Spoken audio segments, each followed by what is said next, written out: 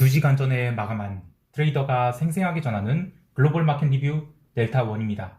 휴일에 많은 일들이 있었습니다. 아시아 세션에서 홍콩 증시가 5% 넘게 폭등한 반면 유럽은 영 힘을 못 썼고 미국 또한 다우지수가 장 마감 후 세일즈포스 실적 발표로 올라와서 그렇지 전체 시장은 그닥 좋다고 할 수 없었어요. 무엇보다도 그동안에 견디던 미국 국채가 또 부러지기 시작한 것이 고민입니다. 시장을 어떻게 봐야 되는지 이야기합니다. 먼저 아시아 세션 갑니다.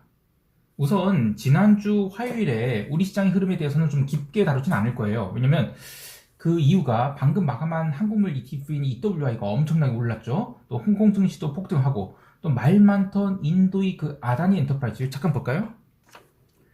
이 아다니 엔터프라이즈를 보면 저는 약간 옛날에 그 대우그룹 생각이 나는데 대우그룹에 대해서 모르시는 분도 있겠지만 하여튼 그 세계 경영을 한답시고 부채를 쌓던 이 대우라는 회사가 있었어요. 근데 그거를 보는 게 이제 아다니 그룹 같아요. 여하튼 이게 이제 28일이래요. 그리고 3월 1일, 3월 2일 연속해서 굉장히 강력한 숏 커버가 나왔습니다. 자, 이게 무슨 상관계수가 다 0에 가까운 일들이 아니냐, 그러니까 독립사건들이지 라고 할 수 있겠는데, 지금 시장을 움직인 것은 내국인이 매매가 아니라 글로벌 자금이 유입 여부예요. 근데 이 세 가지 모두 이머징 시장에 굉장히 강력한 매수 욕구를 불러일으키는 이벤트였습니다. 이러한 전제 하에 월요일과 화요일 시장 흐름을 보면 우리 시장 월요일은 오전장 30분 동안 갭다운 나오고 나서 추가 하락이 안 나왔어요.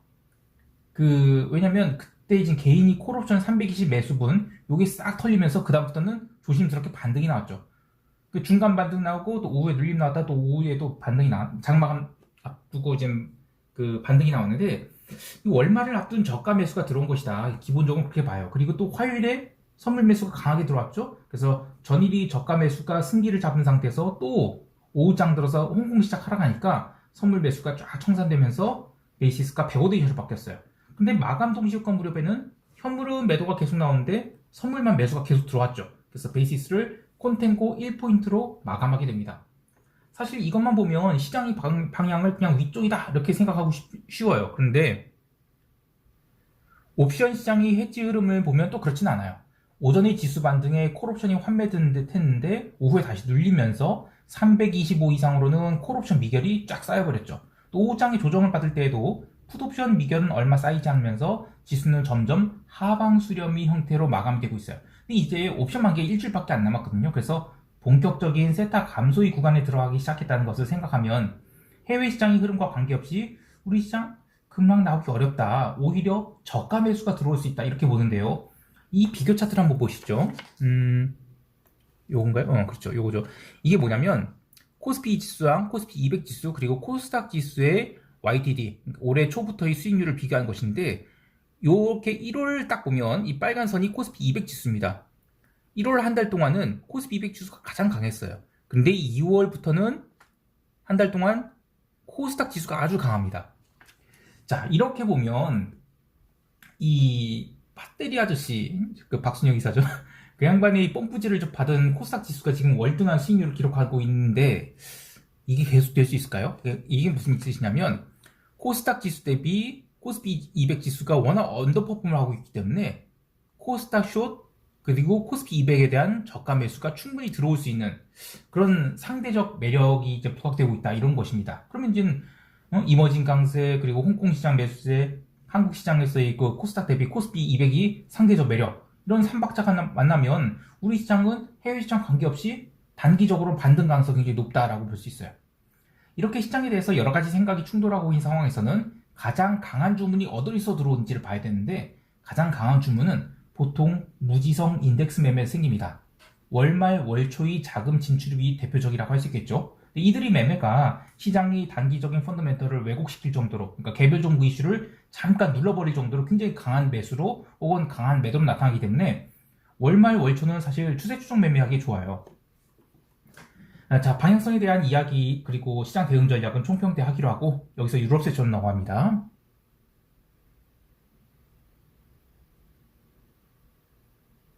유럽 증시는 제법 강하게 눌렸습니다. 물론 지역별로 엇갈려서 영국 같은 경우에는 그 3월 1일에 깨고 내려갔던 21선을 회복하는 그런 강세가 나왔고 또 스탁스 50나 아니면 닥스 지수 같은 경우에는 약간 눌렸죠. 근데 유럽 증시 하락 이후에 대해서 뭐 유로존이나 그 독일 소비자 물가 지수 이런 것들이 계속 강세를 보이고 있는 게 부담으로 작용하면서 채권이 연일 저가를 갱신하고 있는 것이 이게 가장 큰 문제라고 봐요. 유럽 국채 선물은 지금 다음 주가 만기죠. 근데 점점 거래량이 부족해져 가고 있어요. 그래서 스탑로스가 연이어 발생하고 있는데요. 미국 국채 또한 유럽 국채의 약세에 함께 밀리다가 ISM 제조업 지수가 약간 나쁘게 나왔는데 제조업 물가 지수가 높게 나왔다는 이유로 역시 또 채권 시장에 스탑로스가 나오면서 단기물 위주로 채권이 크게 밀렸어요. 채권 가격이 계속 밀리고 있는 것은 여간 부담스러운 일이 아닙니다. 근데 이번 주부터 원래 제가 국채 풋옵션 매도를 계획하고 있었는데 이게 횡보가 지난주에 나왔었잖아요. 그래서 ISM 제조업 지수 발표 후에 채권이 튄다면 그때 이제 따라가면서 그 채권 풀매도를 치려고 했는데 그냥 눌러버렸단 말이에요. 그러면 레벨 다운을 한 거죠. 그러면 풋옵션 매도에 발을 담그기가 부담스럽게 됩니다. 채권 시장이 눌림 외에 통화 시장에서는 비달러 바스켓이 고르게 강세를 보였어요. 근데 이거는 월말 월초의 거래라 보기 때문에 저는 딱히 의미 있는 움직임이라 보지는 않습니다. 하지만 NDF에서 원화를 되게 강하게 당겨놨거든요. 그래서 이게 코스피 시장에는 긍정적인 영향을 좀 미칠 것 같아요. 상품 시장에서는 구리 초강세가 눈에 들어옵니다. 구리는 아시아 세션에서 중화권 증시 강세와 함께 매수세가 유입됐는데 기본적으로는 저는 숏 커버 이슈로 보고 있어요.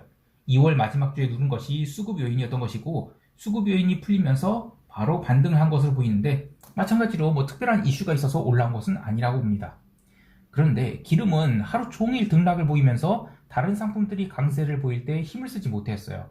그나마 오후장에 반등이 들어오면서 77달러 선을 회복하긴 했는데 장중에는 여러 차례 매도가 나온 등 기름 매도 압력이 훨씬 더 컸습니다. 하지만 이 모든 것이 현재 금리를 극도로 수렴 중인 시장에서 조만간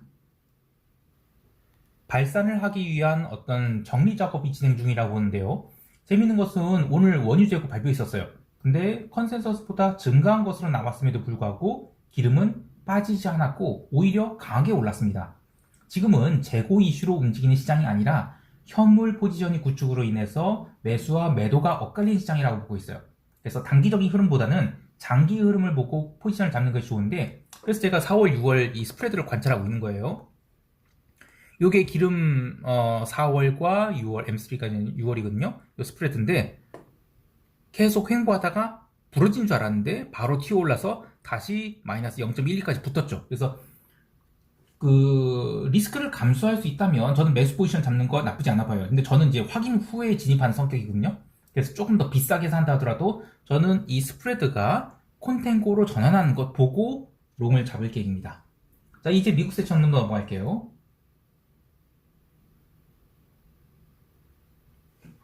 미국 증시는 나스닥 중심으로 눌림이 있었습니다. 근데 오늘 시장은 3일절이라 휴식을 해서 그렇지 아마 제가 매매를 했다면 아주 스트레스를 받는 그런 하루였을 것 같아요.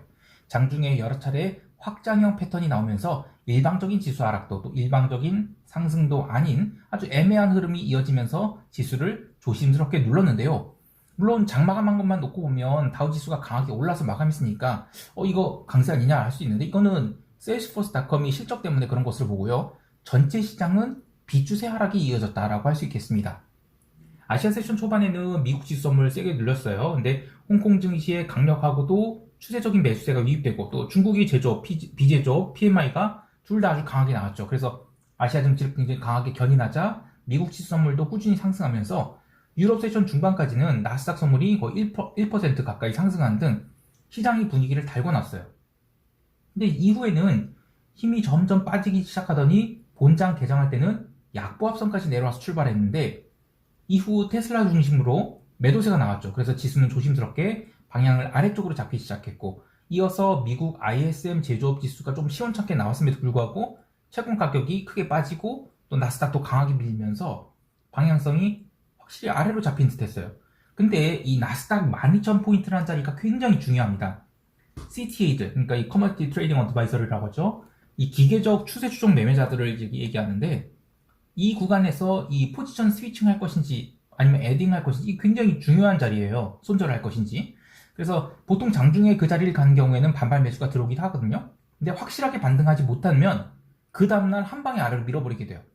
그리고 또 이 자리가 작년 11월, 그러니까 좀 더 길게 이야기하면 사실상 작년 9월 이후로 계속해서 그냥 나스닥 12,000포인트를 놓고 올리느니 믿느니 이렇게 공방을 벌이고 있어요. 그래서 지난 2월에 상승 전환에 성공했다면야 뭐 3월이 해피하겠지만 2월에 지금 윗꼬리 크게 달고 내려왔죠.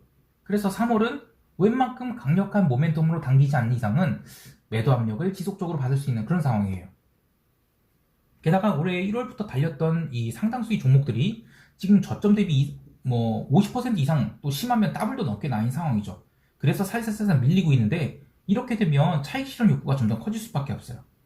또한 그동안 고가에서 잘 버티던 유럽 증시도 조금씩 매도가 나오고 있어요. 이제 미국은 터미널 레이트 5.4% 찍고 있는 상황에서 유럽도 물가 압박을 계속 받고 있죠. 그래서 순식간에 경제 지표가 망가지지 않을까 이런 것을 우려하기 시작하고 있다고 볼 수 있겠어요. 자, 문제는 그동안에는 경제 지표가 안 좋으면 뭐 긴축 약화 혹은 피봇이다 이런 긴축금을 마시면서 매디스 굿을 외치던 시장이 살살 참교육 모드로 들어가면서 오늘처럼 뭐 ISM 제조업 지수가 약간 미스가 나더라도 매도 압력으로 작용하고 또 내일 모레 있을 서비스업 지수 이거 혹시라도 미스가 난다면 bad is F word 이런 식으로 해석되지 않을까 이런 우려가 생기고 있어요. 옵션 테이블을 놓고 봐도 지난주 후반에 이어서 이번 주에도 단기물 변동성보다 장기물 변동성이 높게 형성되는 등 향후 시장의 리스크가 더 큰 그런 모습을 반영하고 있습니다. 물론 이게 정상 시장인 것이죠. 2주 전에 그 제로데이트 옵션은 완전 미쳐 있었던 것이고요. 개별 종목에서는 로즈가 무려 5% 넘게 빠졌고 또 홈디포, 월마트, 타겟 이런 거 굉장히 세게 빠졌거든요. 그래서 이런 것들이 시장의 분위기가 좀 나빠진다는 것을 의미하는 것 같은데 오후에 사실 세일스포스닷컴이 안 올랐다면 시장 꽤 많이 망가졌을 것 같아요.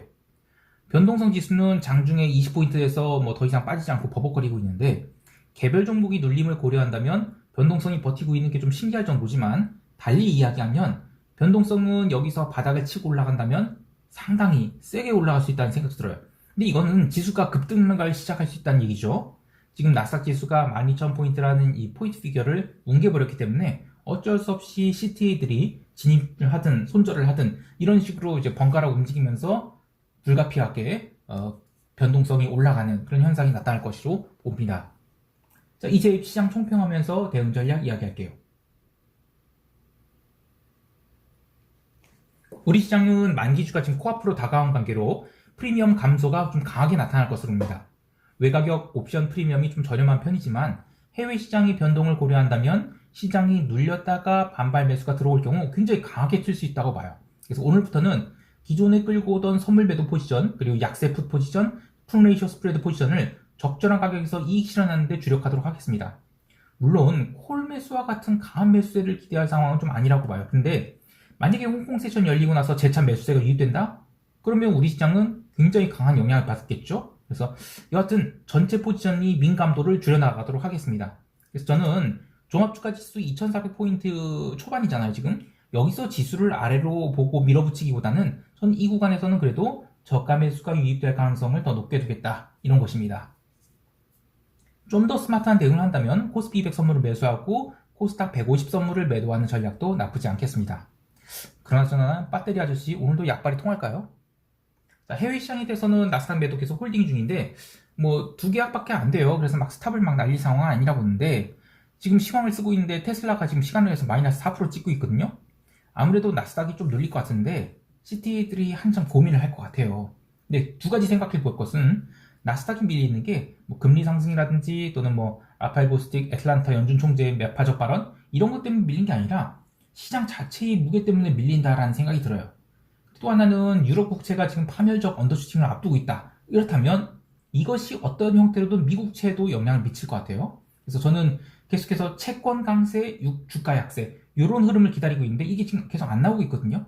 그래서 이게 안 나온다면 저희 시나리오가 좀 잘못되었을 가능성을 생각해 볼 거예요. 여하튼 오늘 채권 품매도는 들어가지 않았어요. 그래서 이틀 뒤에 ISM 서비스업 지수 발표 보고 들어가도록 하겠습니다. 오늘도 성공 투자하시길 바라고요. 이상 델타원이었습니다. 감사합니다.